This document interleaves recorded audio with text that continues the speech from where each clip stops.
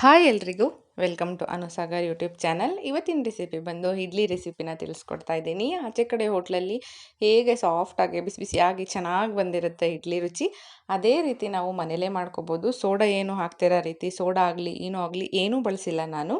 ಈ ರೀತಿ ಮಾಡ್ಕೊಳ್ಳಿ, ನಿಮಗೂ ಸಖತ್ ಇಷ್ಟ ಆಗುತ್ತೆ. ಇದನ್ನು ಕಾಯಿ ಚಟ್ನಿ ಜೊತೆನಾದರೂ ಸರ್ವ್ ಮಾಡ್ಬೋದು, ಇಲ್ಲ ಕೆಂಪು ಚಟ್ನಿ ಜೊತೆನಾದರೂ ಚೆನ್ನಾಗಿರುತ್ತೆ. ಇವಾಗ ಇಡ್ಲಿ ಮಾಡ್ಕೊಳ್ಳೋದಕ್ಕೆ ನಾನಿಲ್ಲಿ 1.5 ಗ್ಲಾಸ್ ಆಗುವಷ್ಟು ರೇಷನ್ ಅಕ್ಕಿ ತೊಗೊಂಡಿದ್ದೀನಿ. ಅದಕ್ಕೆ 1/4 ಗ್ಲಾಸ್ ಆಗುವಷ್ಟು ಉದ್ದಿನಬೇಳೆ, ಒಂದು ಅರ್ಧ ಗ್ಲಾಸ್ ಆಗುವಷ್ಟು ಸೀಮೆ ಅಕ್ಕಿ ಸೇರಿಸ್ಕೊಂಡು ಒಂದು 6ರಿಂದ 7 ಅವರು ನೆನೆಸಿಟ್ಕೋಬೇಕು. ನಾನು ಈ ಗ್ಲಾಸ್ ಅಳತೆಯಲ್ಲಿ ತೊಗೊಂಡಿದ್ದೀನಿ. ನೀವು ಯಾವ ಗ್ಲಾಸಲ್ಲಿ ತೊಗೋತೀರೋ ಅದರ ಅಳತೆಯಲ್ಲಿ ತೊಗೋಬೋದು. ರುಬ್ಬೋದು ಇನ್ನೊಂದು ಅರ್ಧ ಗಂಟೆ ಅನ್ನೋ ಟೈಮಲ್ಲಿ ಒಂದು ಮುಷ್ಟಿ ಆಗುವಷ್ಟು ಅನ್ನನಾದರೂ ಸೇರಿಸ್ಕೊಳ್ಳಿ, ಇಲ್ಲಾಂದರೆ ಅವಲಕ್ಕಿನಾದರೂ ಸರಿ ನೆನೆಸ್ಬಿಟ್ಟು ರುಬ್ಬಬೇಕಾದ್ರೆ ಸೇರಿಸ್ಕೋಬೇಕು.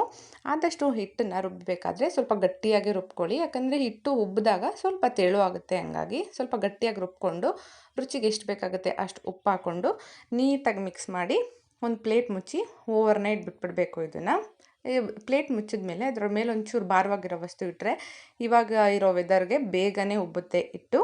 ಸೊ ಹಂಗಾಗಿ ಒಂದು ದೊಡ್ಡ ಪಾತ್ರೆಗೆ ಈ ರೀತಿ ತೆಗೆದಿಟ್ಕೊಳ್ಳಿ. ಇಷ್ಟು ಉಬ್ಬಿದ್ರೆ ಸಾಕಾಗುತ್ತೆ. ಉಬ್ಬಲಿಲ್ಲ ಅಂದರೆ ಏನಾಗುತ್ತೆ ಅಂದರೆ ಸ್ವಲ್ಪ ಗಟ್ಟಿಯಾಗಿಬಿಡುತ್ತೆ, ಇಡ್ಲಿ ಚೆನ್ನಾಗಿ ಬರಲ್ಲ.